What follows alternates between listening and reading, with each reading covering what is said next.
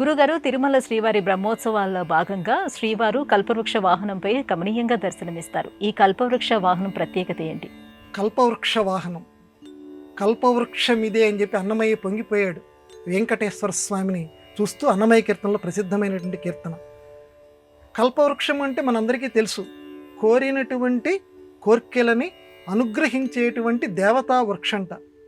అది భూలోకంలో పెరిగితే చాలా బాగుండు. అది ఎక్కడ దొరుకుతుందో చూసి అందరూ కూడా అక్కడికే వెళ్ళేటువంటి వారు, లేకపోతే ప్రతి ఇంటికి కూడా దాన్ని తీసుకొచ్చేటువంటి ప్రయత్నం చేసేవారు. కల్పవృక్షము కోరినదల్లా ఇచ్చేటువంటిది. కోరినదల్లా ఇచ్చేటువంటి వాడు దేవుడు. కోరినదల్లా ఇచ్చేది కల్పవృక్షం. ఆ కల్పవృక్షం మీద దేవుణ్ణి ఎందుకు కూర్చోబెట్టి ఈ వాహన సేవ చేస్తున్నారు అని అంటే, కల్పవృక్షం ఏది కోరితే అది ఇస్తుంది నాయన. ఆ కల్పవృక్షం మీద నేనెక్కి కూర్చున్నానంటే నీ బాబునరా నేను అని అంటుంటారు చూడండి. అంటే వాడికంటే కూడా, అంటే కొడుకు కంటే కూడా అధికమైనటువంటి లక్షణాలు తండ్రికి ఉన్నట్లుగానే కల్పవృక్షం మీద ఎక్కి కూర్చున్నాను అని అంటే, ఈ కల్పవృక్షం మీరు అడిగింది ఇస్తోంది.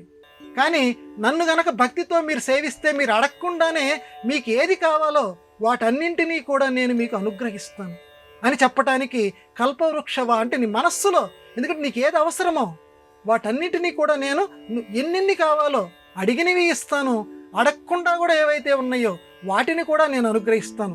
కేవలం అడిగింది ఇచ్చేది కల్పవృక్షం, అడిగినది అడగనిది రెండింటినీ ఇచ్చేది కల్పవృక్షం మీద కూర్చున్నటువంటి వెంకటేశ్వరుడు.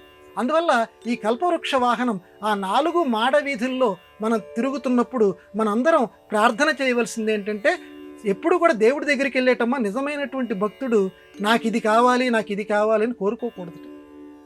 ఎందుకంటే స్వామికి తెలుసు మనకి ఏది ఇవ్వాలో, స్వామికి తెలుసు కాబట్టి ఆయనే మనకు అనుగ్రహిస్తాడు. కల్పవృక్ష వాహనంలో ఉన్న స్వామికి నమస్కారం చేసుకొని, స్వామి నేనేమిటో నీకు తెలుసు, నా కుటుంబం ఏమిటో నీకు తెలుసు, మాకు ఏం కావాలో వాటిని నువ్వే అనుగ్రహిస్తావు, అందుకని ప్రత్యేకంగా మేమేమి కోరుకోమనేటువంటి ఒక నిష్కామ భావనతో గనక మనం స్వామికి, ఆ కల్పవృక్ష వాహనం మీద కూర్చున్న ఆ స్వామికి మనం నమస్కారం చేస్తే తప్పనిసరిగా నీకేది కావాలో స్వామి అది సమకూర్చి పెడతాడు. కల్పవృక్షం లాంటి ఆ వెంకటేశ్వరుడు.